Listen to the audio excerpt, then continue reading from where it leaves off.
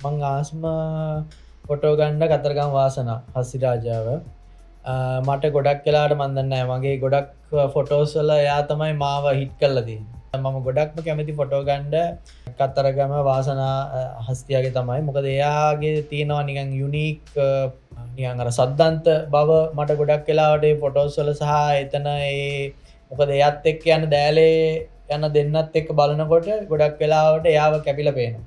ඒත් එක්කම මට ගොඩක් වෙලාවට එයාගේ එහෙම يعني ලස්සන පැත්තට පොඩ් يعني එයාම හරි ගාම්භීර එහෙම විදිහට තමයි මට ගොඩක් වෙලාවට හම්බෙලා තියෙන්නේ. අනිත් එක මගේ පෞද්ගලික විදිහට මගේ පැත්තෙන් බැලුවොත් එහෙනම් මගේ ගොඩක් ජනප්‍රිය වෙලා තියෙන මගේ මිනිස්සු අතරට ගිහිල්ලා තියෙන ෆොටෝස් ගොඩක් ගිහිල්ලා තියෙන්නේ ඔය අතු දුන්දනත් එක්ක තමයි. මගෙත් ඇත්තටම කතරගම වාසනාගේ පින්තූරය කියන්නේ වාසනාගේ උසත් එක්ක සහ ඉහකර ඔසවලා ඉන්න සාමාන්‍ය කරඬු බැන්දට පස්සේ වාසන ඉහකර ඔසවලා කන් විහිදුලා ඉන්නේ දෙපැත්තට.